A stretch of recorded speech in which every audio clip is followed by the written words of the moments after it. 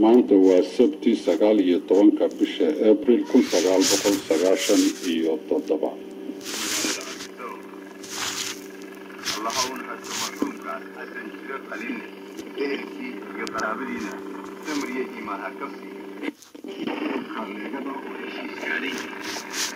حتى الشيء كان يقول عي واحد من قار كاملة وابنها وإلى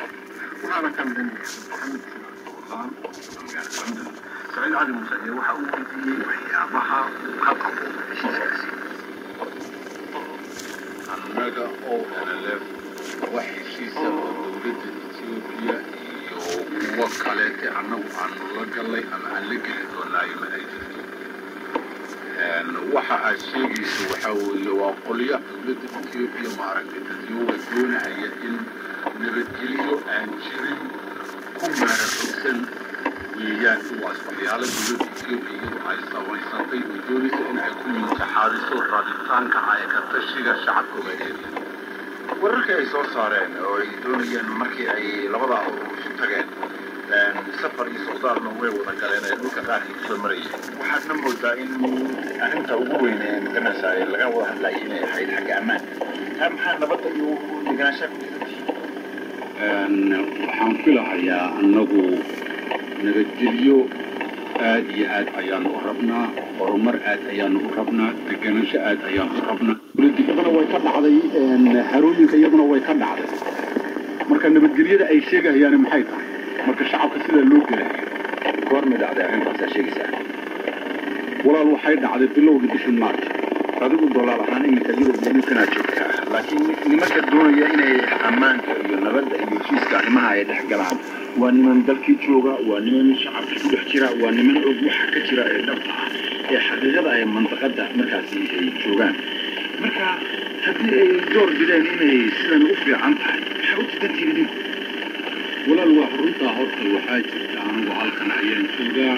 halkan shaqo ayaan ka hayaa wakiilka hadda ayaana inta hadda waddanka gudihiisa ayay joogtaa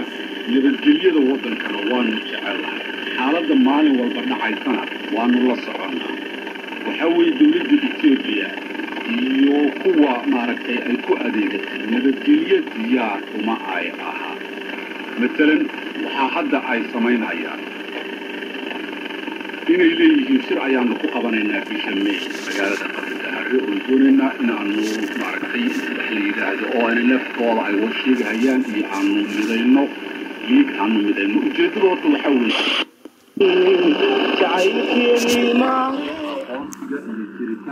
isirka waddanka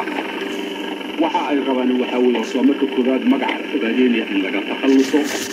marka xiga waxa weeye 100 sano ayaa ka soo wareegtay markii Ingiriisku uu ku wareejiyay waddankaas dowladda Itoobiya 14 May taasna waxa weeye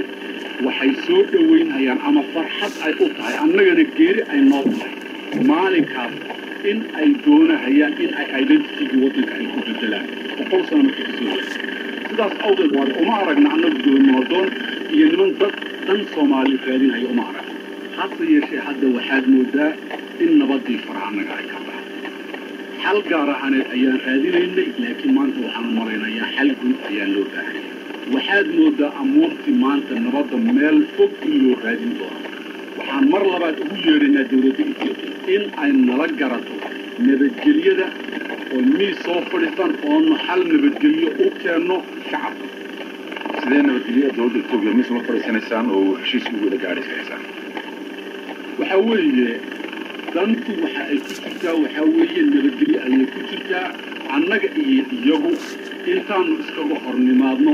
markhaati leh gardarro aan aabalahayn ma go'dabaalay goob markhaati leh Itoobiya intay soo fadhiisato annaguna diyaar haddaan gardaranahay adduunyadu hana qabo hadday gardaran yihiin hana laga qabto diyaar ayaanu u nahay nabadgelyo محمد سراج دولال ولا نشوي وحنا ورسالة قدومي هراء حسن اللي أيها حالك وقري